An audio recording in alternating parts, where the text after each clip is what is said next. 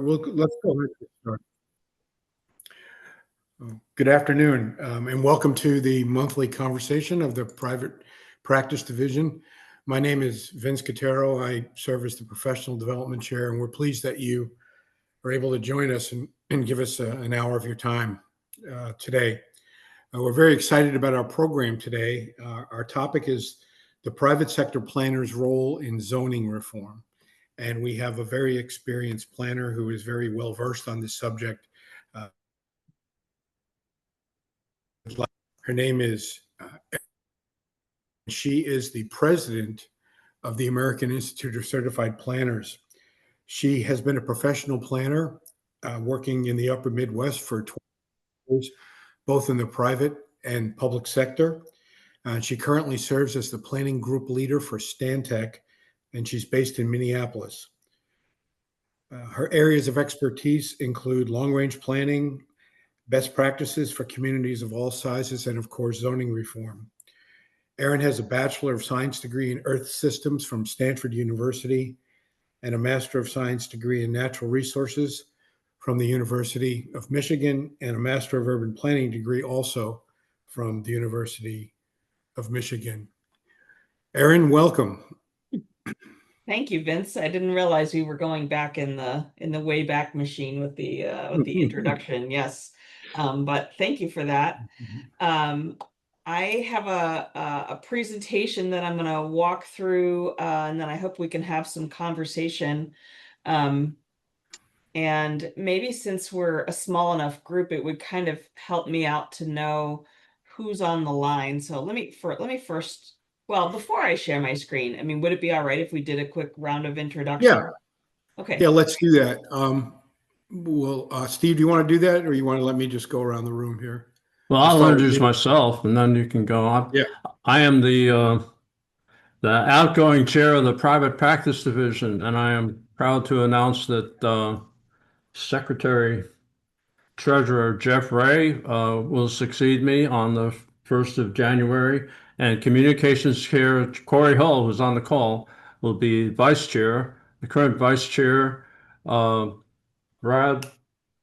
blanking out on Brad's last name, Strader, will be the Secretary, and we have a new Treasurer, and it's Tanya something or other, but she's she's coming in from Michigan. So I want to introduce all our new officers, and we will have a conversation specifically. I think the next one will be to introduce the officers and they get to tell about themselves. But for now, I'm the private practice chair. Okay, back to you, Vince. Well, thanks, Steve. Appreciate it. Stephanie, go ahead. I think you're on mute. There we go. Hi, I'm Stephanie Rumrell McBrayer, and I've been a member of Private Practice Division for some time. I'm a small-time land use consultant in Josephine County, Oregon. And today I've brought my colleague Nora with me. Nora and I have both come out of the local government planning offices. She's got public works experience, which I think every planner should have. And I've been telling her about the value of participating in this group. We sometimes collaborate on specific projects, and the moral support and guidance I get from interacting with you guys is very, very helpful for small-time practitioners like myself. And I Excellent. appreciate the opportunity to participate in this particular program. I was lamenting to Stephanie some time back, when you're in private practice, how lonely it can be. Who do you talk to? You know, what if you have an idea and you just don't know if it has any merit or not? Has anyone else ever thought of whatever this happens to be? So this is very exciting. Yeah. We have an archive of past conversations. You can look something up if you have a specific question. Very good. Great. Well, welcome. Thank you. Douglas. Yes. Hello? Yeah, can hear you. Hello. Yeah. to say a few words about yourself? Sure. I've been a AICP since I think 1981, but largely active in the affordable housing business. And right now I'm sort of, as I say it, retired from the workforce, but still acting as a consultant. I do affordable housing consulting, both for investors and developers. Great. Welcome. Robert. Hi, everyone. Robert Mansfield from RFM Land Use Consulting out of Madera, California. After having spent over 17 years at the county side of the counter in their planning department, specializing in a little bit of everything. Okay. Lou.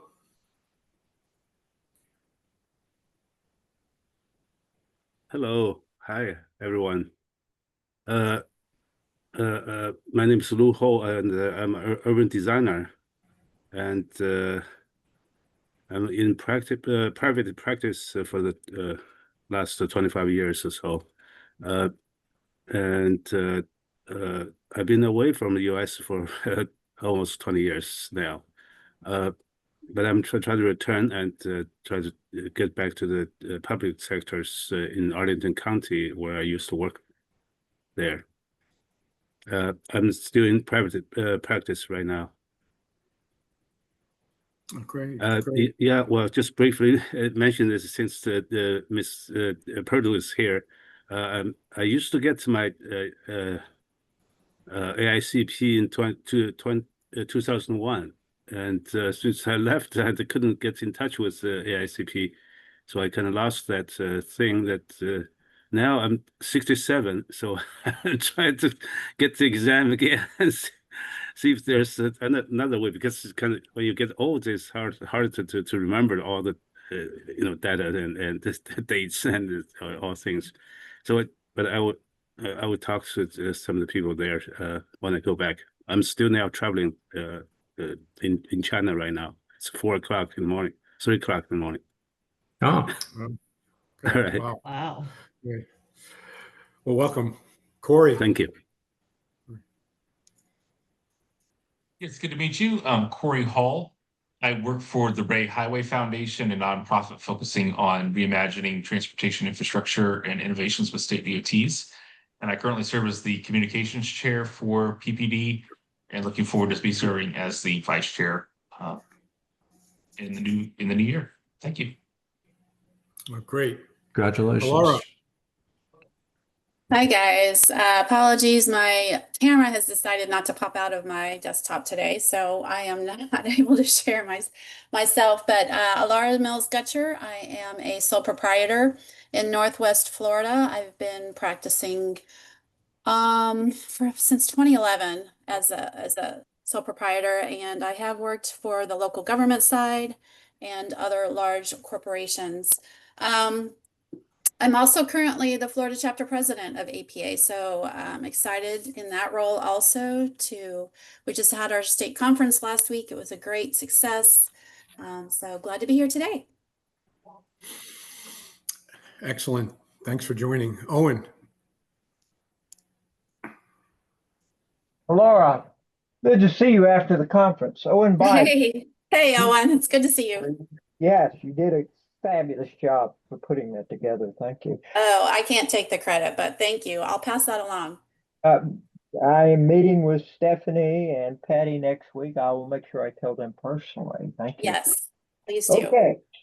Owen Beich, Senior Director of GAI Consultants, primarily an economist. I support planning in many, many different capacities. I am the co-chair of the mentoring committee that PPD sponsors. And if you want to talk about how that might work for you or assist you in some way, please try to find my email address or phone number somewhere. on the webpage, because we have a lot of people that I have not seen before, certainly have not spoken with. That's it for me. Thank you. Thank you, Owen. Welcome. I think I've touched everyone. Is there anyone I missed? I got everybody. Okay. All right, Erin, turn it back to you. All right. Well, I will attempt to see if I can get my correct screen share for you. Start the presentation. And of course it's switched, so bear with me. Okay, let's try this again.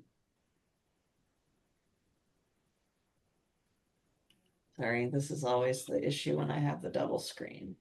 Okay. So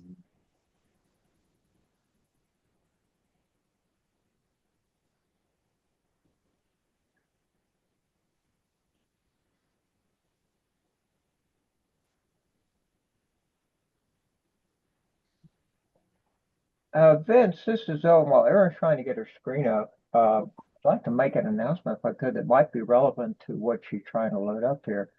Okay. Last week, while we were all at the APA conference in Florida, someone in the the Senate, introduced a measure that would allow ADUs statewide. So, Erin, hopefully you might be able to comment on that as you go through your presentation. Thank you. okay. I won't touch on that specifically, but let me see here. Let me try again. Okay, I know you're not looking at the correct thing, but I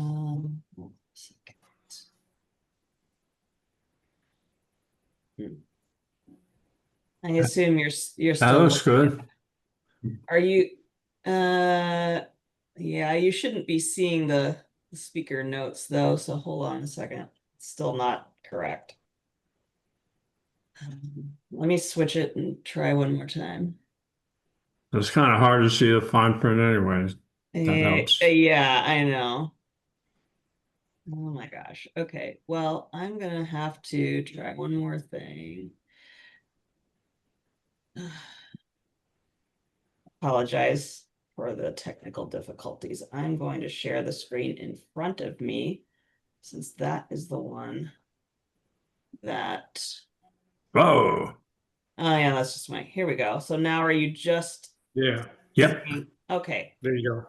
That's good. Wonderful. Okay, thank you. So this is the correct one. So what I was planning on doing was actually, if I scroll back to the beginning here, was to just talk a little bit about zoning reform and all of the information and resources that APA has to offer on the topic. So doing a little bit of plug for that, tell you about the work that APA National is doing to advocate for zoning reform at the federal and state levels, and then give you a few of my thoughts on what I think is the unique role of the private sector planner, the planning consultant, in advancing zoning reform. So as always, our main goal with zoning reform is to increase housing supply, and that's kind of the platform that that APA is using. So we already did introductions. So there's a lot of information on these slides, and so I will provide them to the division so you can look through them at your leisure later. But these are some of the legislative and advocacy priorities that APA has this year.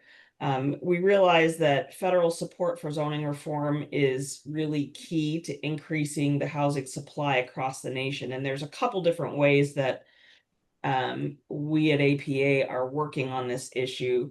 So advocating for fiscal action, and that means funding and finance for adaptive reuse and also for new projects. There are some specific programs that support local zoning reform that we have been advocating for. And actually one that's very new that you may have heard about at I believe in the US Senate, it's passed unanimously out of committee. It's called the Road to Home Act.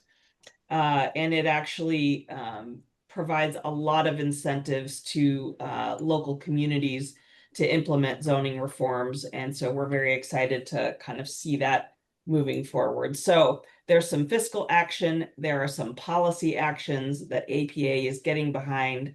And there is more, if you want to read more about this, there's a web link at the bottom of the slide, but basically any kind of way that we can promote housing tools and get information out there, we are attempting to do that. We realize that information is sometimes becoming more hard to get from the federal level, so we're trying to do it as best we can. Information on zoning reform. This is a little excerpt from a recent planning magazine that provided 6 reasons why zoning reform is needed. It's in the winter 2023 issue. And again, there's a link at the bottom that I'll provide. Encourage you all to take a look at it. But this is a reminder of why we are attempting to do this work. There is, oops, I didn't mean to do that. Accessory dwelling units, someone mentioned that earlier, is part of the zoning reform effort. Parking minimums are driving up our development costs. State preemption can help or hinder. That's an interesting topic that we could probably do a whole session on. The single family only zoning really excludes multifamily options and other housing options from about 75% of the residential land in cities. Chicago is an example in the article, but there are many others. And so these are all reasons why planners more and more are looking at trying to fix some of these things and encourage more housing development in a variety of ways. This is an equity and policy zoning guide. If you haven't seen this, I would highly recommend downloading a copy. It's available for free on planning.org/policy. There are several policy guides, but this one has a lot of very specific suggestions about how to reform zoning codes so that they would be more equitable. So you can really find some good practical and direct application to planning work in this policy guides. This particular one has information on reversing and alleviating the disproportionate impacts of zoning on historically underserved and vulnerable communities. And there are some very specific actions that you can take a look at, so I'd highly recommend it. Okay, so within that policy guide, there are 8 actions that are specifically recommended that you might be able to bring forth in the communities that you work in. And so you can start what I would call starting small with allowing accessory dwelling units on lots that allow single family homes. That is a small zoning reform, something that can be implemented in your ordinances that can increase housing options for a lot of people without really changing the character of your existing neighborhoods. Increasing density, of course, is a way to to allow more housing. We know that that's kind of a loaded issue. It's difficult to do in many communities. I often talk about increasing density more in terms of allowing more types of housing in more places. Streamlining or shortening the permitting process. I don't think we don't want to shortcut the importance of looking at our process. So even if you don't make changes to the zoning regulations, if you look at, for example, what types of housing require a conditional use permit, or what kind of steps you put your applications through, just doing that can help encourage development, reduce costs for developers, and help increase the supply of housing. Expanding by right multifamily zoned areas, so things like allowing multifamily development in commercial areas, eliminating or reducing off-street parking, reducing minimum lot sizes. All of these things don't have to be taken as a whole package. They can be done individually in a community to really make a difference I'm sure they're in closed. terms of your I think the they'll housing that's produced. deal with it next week. You may have heard that housing is a big priority, zoning reform specifically this year, but over the last couple of years, APA has participated in this Housing Supply Accelerator. There are a lot of resources about how to accelerate the supply of housing in every community. Again, for free at APA. This was done in collaboration with the National League of Cities. And so there's a lot of information in this guide also as to how you can advance solutions to the housing crisis that communities are seeing, communities of all size are really seeing across the country. So I encourage you to take a look at that as well. Lots of reading to do outside of here. Adaptive reuse. So I just want to mention that we're not just looking at building new housing. Adaptive reuse can present a lot of housing opportunities by converting underused buildings such as vacant offices or even churches into housing. And so our zoning practice and planning magazine and blogs have covered a number of topics related to this issue of adaptive reuse. Here's another, just one more example of how people are creatively trying to increase the supply of housing. Micro housing, which is happening in Denver. Parking minimums. I mentioned this just briefly, but there are obviously Donald Shoup is kind of the the father of taking a critical look at how we regulate parking in this country. But APA has a number of resources for exactly how you do that. The reason this is included in the conversation about zoning reform is that by requiring off-street parking or in a lot of cases too much off-street parking for multifamily housing projects, there's less room for housing. So parking minimums prevent a lot of good development from happening in cities where space is tight, where you have small lots. And so one thing that planners are doing to help with that is really looking at how much parking do we really need to require, and by reducing that, can we encourage more housing development and other types of development too.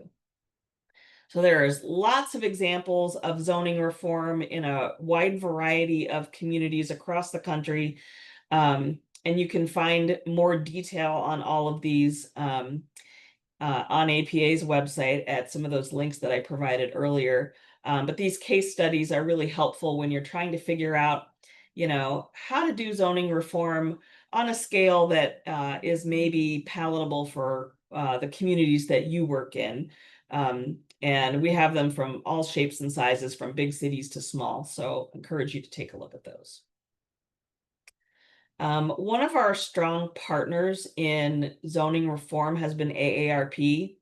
And in particular, AARP has worked with us to advocate for accessory dwelling units. We have a lot of resources, particularly a guide on how to expand your local housing supply with accessory dwelling units. I believe someone earlier mentioned that, was it Florida that was looking statewide at mandating that ADUs be allowed? I know California did this recently as well.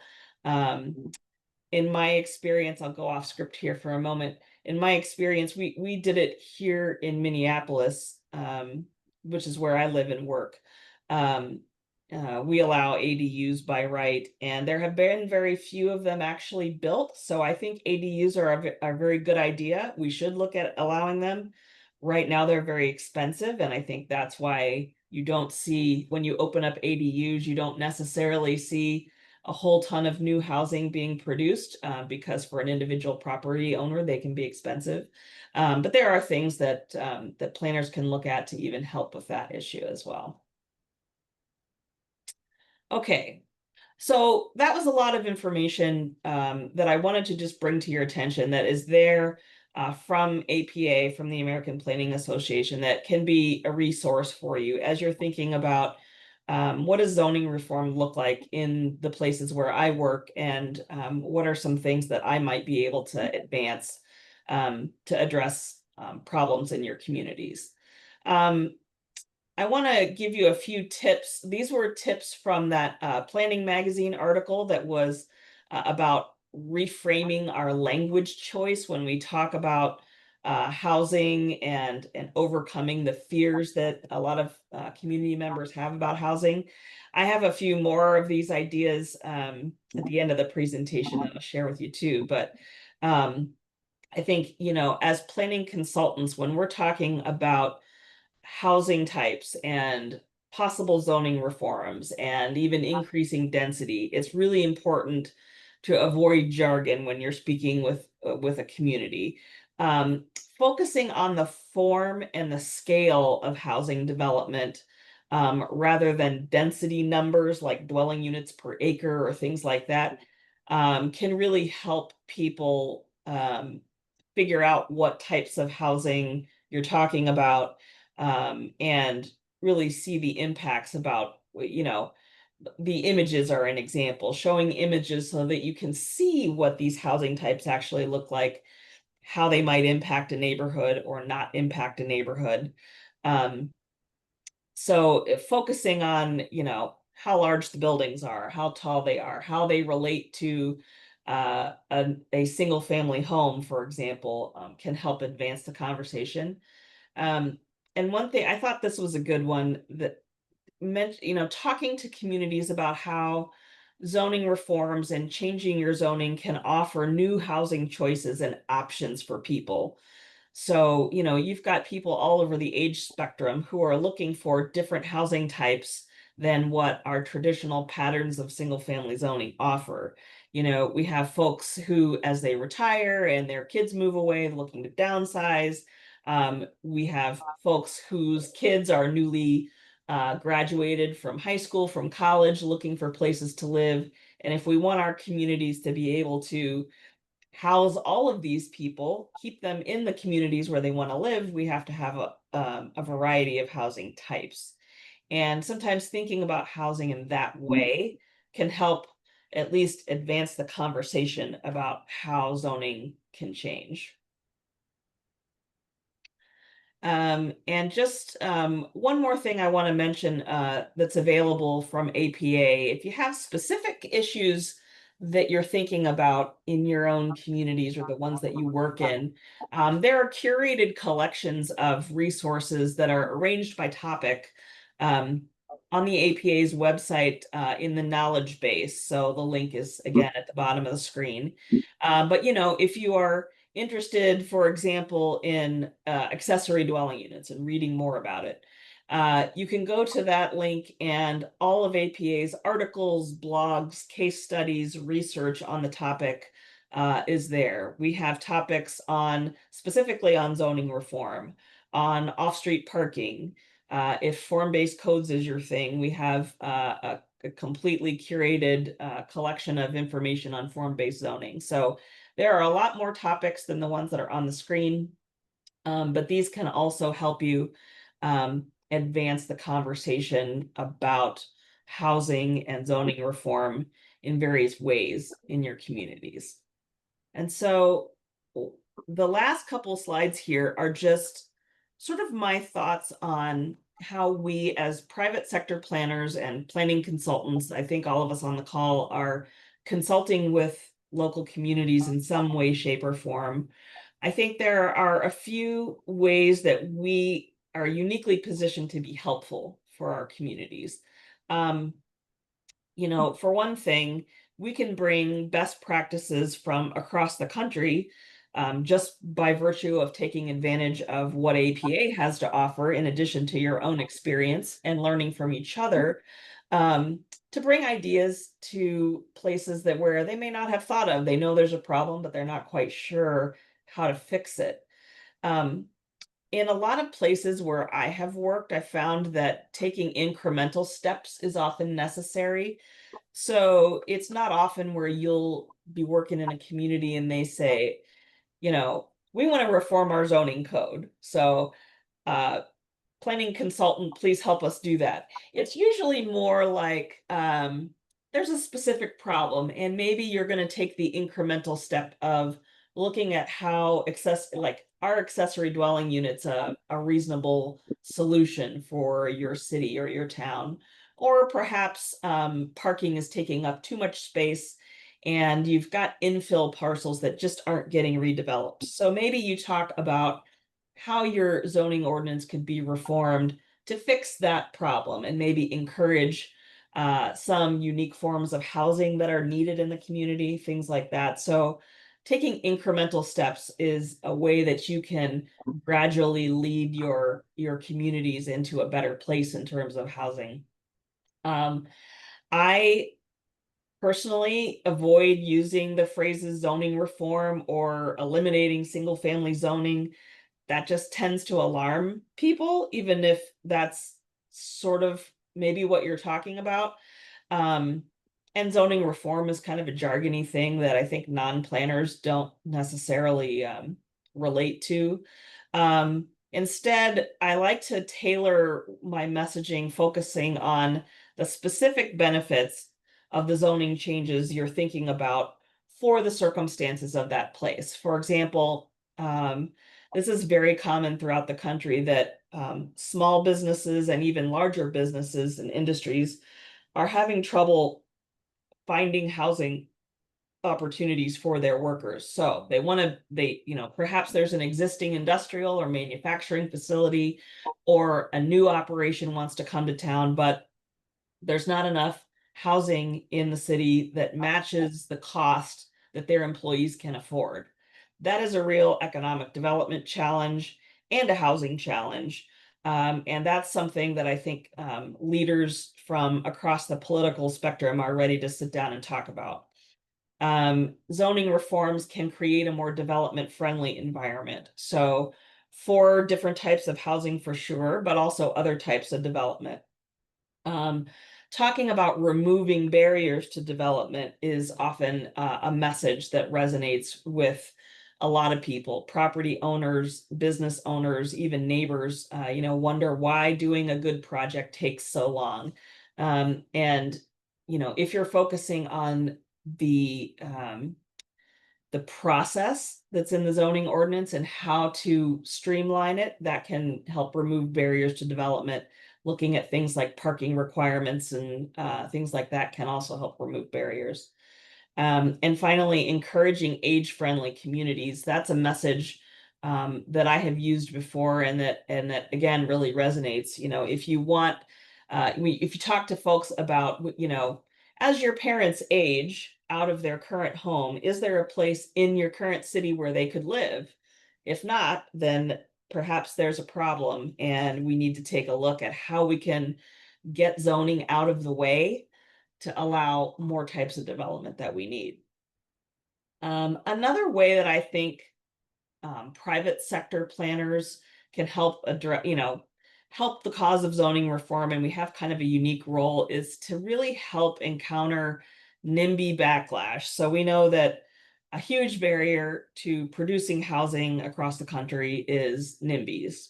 And planning consultants, I think, have a little bit more of an opportunity to share information, visuals, and connect, density is a bad word. So connect housing options to real stories that involve real people. So especially if you can connect with folks who say, hey, my daughter just graduated from college and got a job in town and is looking for a place and can't find one. So we need to have housing for those kinds of folks. What are we going to do to solve the problem? That sort of thing really helps. And I think those are stories and perspectives that consultants can bring to the communities. Of course, we're always good at supplementing things with data to reinforce our messaging. I think planners like to, I think we like to brand ourselves as being, you know, neutral, and all of our decisions are based on good information. And so the more we can bring real data to the table to talk to folks about housing, like, you know, if we're talking about increasing density, these are the types of housing that we're talking about. This is what they look like. Here's where they might be located. And these are the people whose wages match the costs of those housing. So, you know, we can really help bring the conversation down to real people. And so there isn't so much fear of, you know, we don't want those people in our communities. I think we have a responsibility and an opportunity to talk about, you know, the real people that we're trying to help here. And again, identify and regulating around the actual concerns that people have. A lot of times when you get folks that say, well, I don't want any apartments. One of the things that we should be doing as planners is really asking some follow-up questions, like, well, what is it actually about apartments that you don't like? It could be that the buildings are really large and tall, and they're worried about, they have privacy concerns. It could be that there's property maintenance concerns. A lot of people talk about rentals and they think, oh, renters don't maintain their properties. Things are going to look sloppy. Property values are going to go down. You know, things like that. If you can dig down and figure out exactly what the concern is, then you can tailor the regulations to try and mitigate those concerns. And they're different depending on the community and the situation. So these are just a few of my thoughts on, you know, as a private sector planner, how do you start working on zoning reform, and how we might help some of our communities. But I know this is a conversation that we want to have with all of you. So that is like my canned presentation, but I'd like to open it up for questions and conversations. And I definitely don't have all the answers on this issue, so I don't want to represent that I do. But I have worked in a lot of different communities who are trying to get at this in different ways. So. Well, thank you, Erin. Very nice. I'll start off, if you don't mind. Could you give us an update on the situation in the city of Minneapolis with their, I don't want to say elimination of single family zoning, but I think that's the term. Okay, that we're among friends. You could say yeah. that. And it's the term the media used, I think, not only there, but all over the country. So it was really interesting to listen to your part of the discussion where you recommended don't use those terms. Am I correct in assuming on some follow-up articles that I read that there was some blowback after the fact? And could you give us a status of where they are with that now? Yes. So, Minneapolis adopted a comprehensive plan back in 2018, 2019, that suggested that we should be allowing up to 3 or 4 units per what are now single family, or what were then single family lots. And that comprehensive plan was approved. So the city then, a couple of years later, adopted the zoning that went with it. It was quite a contentious community process. What Minneapolis ended up adopting was that in any previously single family zone, up to a triplex could be built. So you could have 3 units of housing on one lot. And it was actually a comprehensive plan that a group of environmentalists sued the city, saying that in Minnesota we have environmental review requirements for new development proposals that are a little different than a lot of other states. But they basically said, if you're going to allow all this new housing, you need to do an environmental review, because it's going to impact all these. They were focused on birds, I think, and a few other environmental concerns. Stormwater runoff, I think, was another one. So they sued the city basically to stop implementation of this idea that single family zoning would be eliminated in Minneapolis. That lawsuit went on, I think, through 2024 and into early 2025. But earlier this year, so basically they were suing, saying that the comprehensive plan on which the zoning ordinance was based was invalid. So they're trying to get rid of the comprehensive plan. And there were some rulings that supported that. So for a while, Minneapolis had to halt, like basically the zoning was null and void for a little while, and it was kind of in limbo. There were a lot of housing projects that were just sort of stalled. The courts were going back and forth and back and forth, and finally the state legislature stepped in earlier this year, and they actually passed a bill that amended or clarified the our state environmental review statute and said comprehensive plans are not subject to this environmental review. So the environmental review process is meant for a completely different purpose. It's not meant for this. And so that lawsuit went away. So right now in Minneapolis, we have the zoning that allows up to a threeplex in on any lot, up to a threeplex in anywhere. Of course, there's a lot more density allowed in a lot of places. What I will say is that there's been a lot of hubbub about the changes to zoning and, you know, eliminating single family neighborhoods, and our neighborhoods are going to be destroyed. And they're for this is a good thing and a bad thing. There hasn't actually been that much, like I could probably tell you that there's less than a dozen triplex permits that have been issued in the city. There really just haven't been that many. There have been a lot more multifamily projects across the city in transit corridors and near downtown and things like that, but there hasn't been an intrusion of duplexes and triplexes into our single family neighborhoods like people have feared. Okay. Yeah. Appreciate That's a it. brief history, maybe a little too much information, but No, I appreciate it. Thank you. Yeah. Any other questions? Owen. Erin, thank you very much. The reason I mentioned the Florida ADU is because I do follow ADUs extensively. Yeah. And of course, the bill was just introduced, and what gets introduced in September is likely to be extremely different from whatever gets acted on in February and March. But I believe, stunningly, with the exception of California, and I'm not 100% clear in California, this ADU legislation is literally without restriction. So any local prohibition would be removed. So it's not enabling it generally, it's in fact requiring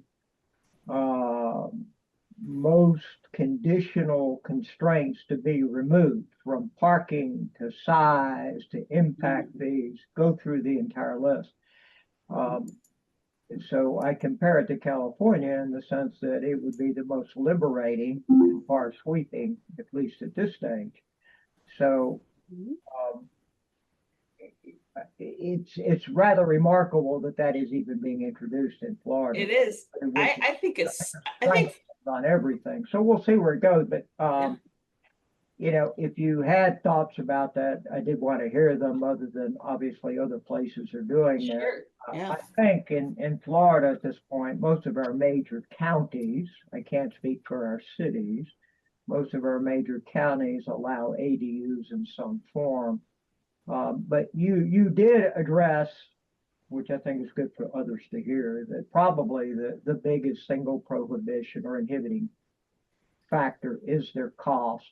I mean, they're fundamentally not impossible, but almost impossible to finance, except through some extraordinary mind bending, which puts them out of the reach of most people, with the exception of new properties. New properties, on the other hand, are extraordinarily easy to finance. Mhm. So this legislation could have a role in that. And since there are so many people on the calls from Florida, I just wanted to share that if you had experience to comment. So Yeah, thank you. I can offer a couple of comments. This bill actually came forward last session earlier this year. So in Florida, we have a session, a session every year for 60 days. And so the reason why it's got such a low number, it's Senate Bill 48, is because it's just being reintroduced as a bill that did not pass this current year. So as they come back, their likelihood of passing gets higher, higher percentage. But what this bill does is require by December of 2026, a local government to amend their comprehensive plan so that an accessory dwelling unit will be allowed in any district that allows single family dwellings. So in Florida, our comprehensive plan, I think there's 9 states in the nation, is a legally binding document. It's not a guideline. It's not something we ask pretty please for. It is policy and it is required to be adhered to. So any development must be in compliance with the comprehensive plan in addition to the land development regulations. But what this bill doesn't do, and it does address parking, and you can't require additional parking for the ADU if this bill passes. But what this bill doesn't do, we do have density in our comprehensive plans, the maximum dwelling unit per acre. It doesn't, so if you already have a small lot, you may or may not be able to build the ADU depending on what your density is in that district in which the property lies. So it doesn't exempt density, but it does require the local government to allow ADUs in all categories that allow single family dwellings. Interesting. Well, yeah, go ahead. just as a general observation, and going back to Erin's present observation in Minneapolis, that you've got the pickup on the opportunities that the law allows in Minneapolis has not been as high as might have been expected. Would that be a fair reflection of what you said? Yes. We've grappled with the parking restrictions in other conversations, and Owen has pointed out that a lot of these decisions are not merely planning decisions, that there are many other factors that play into it. And I would suggest that as planners, we need to be more aware of those other factors than most planners are. And that may be more of a statement than a question. But my concern is that if you just make it easier to develop, you're just going to get lousy development. And the sprawl or nothing, I think that was the cover story in a New York Times magazine that I have. Probably my wife would like me to finally go and recycle, but I just can't let it go. And it's a concern that I have. And if I more of a question or maybe another comment was that at the end of the conference, the last conference in Denver, I sent an article from my alumni magazine. I went to college in Philadelphia, and Angela was just coming in. Angela Brooks with Philadelphia Housing did a cover story on structural home repair, and I guess as put that in a question, how do you preserve and protect economically disadvantaged neighborhoods? I'm very concerned that we're creating incentives to just tear neighborhoods down and build them for the market that currently exists without respecting the people who already live in those communities. True. Yeah, that's tough. So, Lou, I was going to say. Yes. Well, I would like to see the APA get more behind structural home repairs, and because in this story, you can make a pretty nice house out of a dump for about $47,000. Mhm. Can Yeah, give you absolutely. a personal example right now. I just bought this house with my partner, and it's an old Victorian in an area that has very poor city infrastructure that needs to be replaced. We were able to get a CDBG grant to replace the sewer line and replumb the house to make it safe to live in. And that enabled us to go ahead and make the purchase and secure this house for our future. So those kinds of programs can be critical in providing housing for particularly middle income people. I would say we're probably lower middle income because we were CDBG eligible, but I've got all kinds of people asking me, how the heck did you do that? Yeah. And they only do one house a year. It's a wonderful program with an extremely small scope and should definitely be expanded. Yeah, that's a great example of, yeah, the kind of programs that should be part of any kind of housing zoning reform package. You know, it's not just let's build big apartment buildings. It's stuff at the micro scale that keeps people in their houses too. So yeah, really important. Laura, you said the bill that deals with ADUs is Senate Bill 48. Is that correct? Yes, and I actually misspoke. It's not a requirement of the comprehensive plan, but it's a requirement of the land development regulations to have that adopted by December 1st of 2026. Okay, thanks. And FYI, for those on the call and anyone from Florida can correct me if I'm wrong. I'm glad you said the number and you even made a point of it, because I've always been told the lower the bill number, the more likely it came from the leadership. It did. It came from Matt Gates, who introduced it last year. And I think there was some hang up in not necessarily the ADU language, but other language of the bill. So it did not pass. But as these things are reintroduced, they get more traction. So I wouldn't be surprised if it doesn't. I would be surprised if it doesn't pass this year. So I would expect it to pass. I think Okay. it's so interesting that, you know, like this kind of legislation is moving forward in a bipartisan way in Florida. We have the same kind of thing in California. I mean, two pretty politically opposite states. And we also have a bipartisan bill at the federal level moving forward again unanimously, addressing the production of housing and how we can get zoning and other things out of the way, essentially. It really just goes to show that this is an issue that's impacting every place, and you know, it's kind of a bright spot for me to think about. There's actually bipartisan action going on in this issue. It's nice to see. I'm still concerned for there are a lot of cities like Philadelphia that have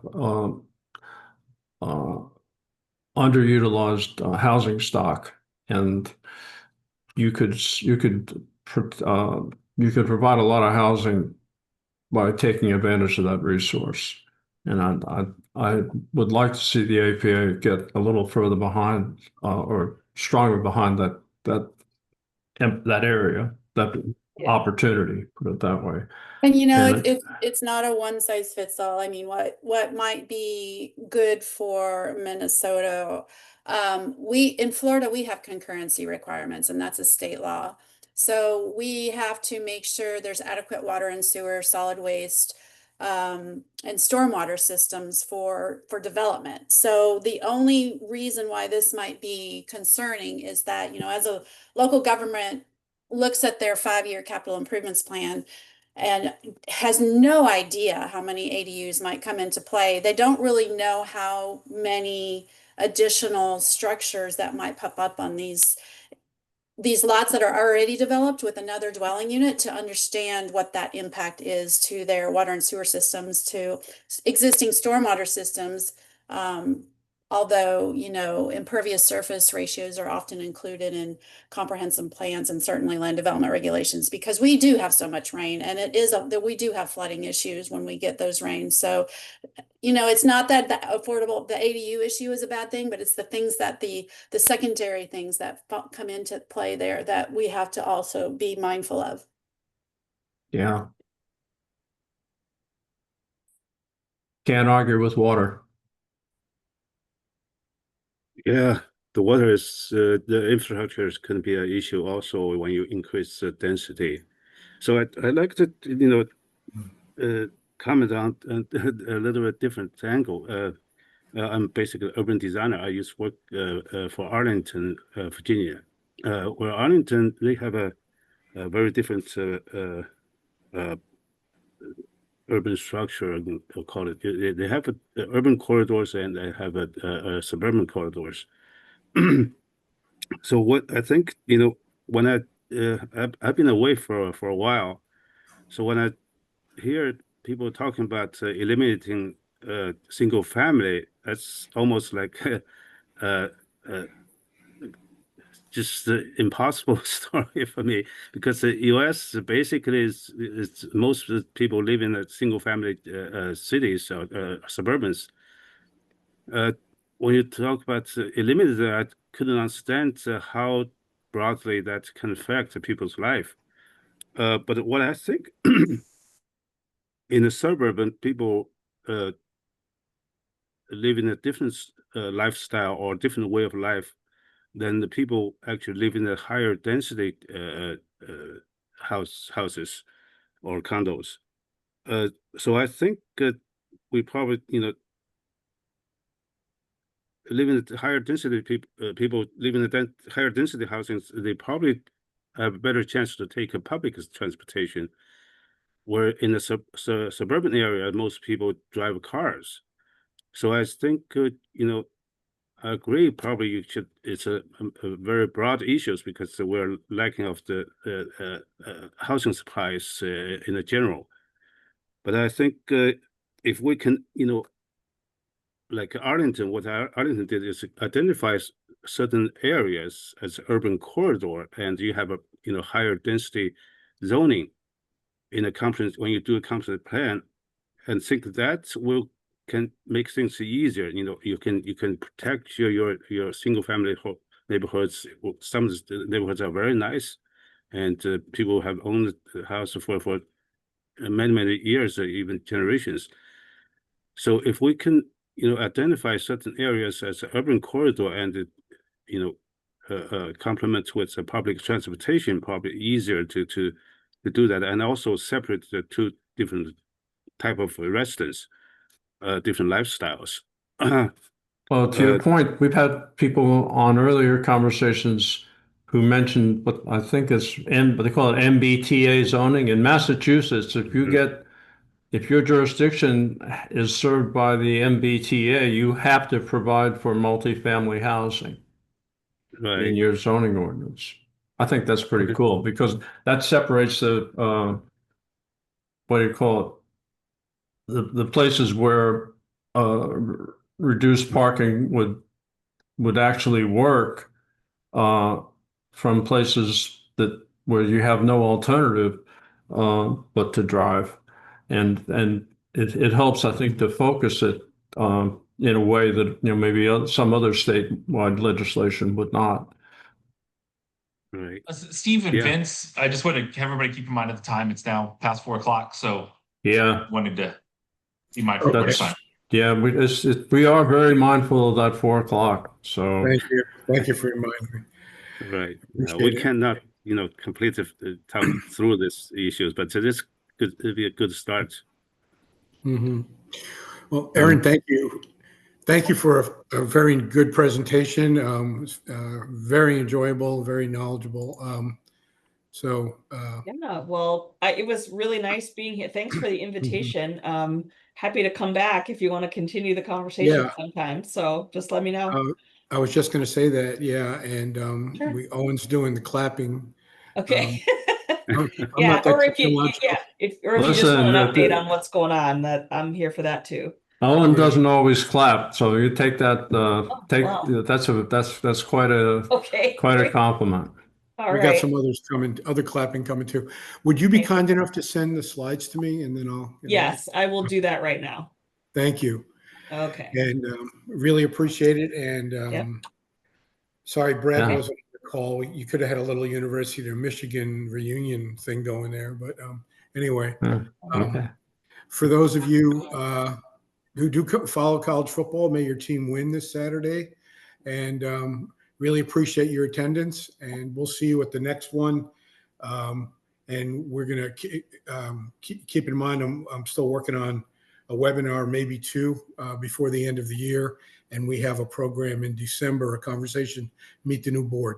So with that, I'll wish everyone a good weekend and enjoy the rest of your Friday. Thanks, Thank Erin. you all very much. For your Thank you. presentation. Thanks, Erin. Thank you, Erin. And Take care.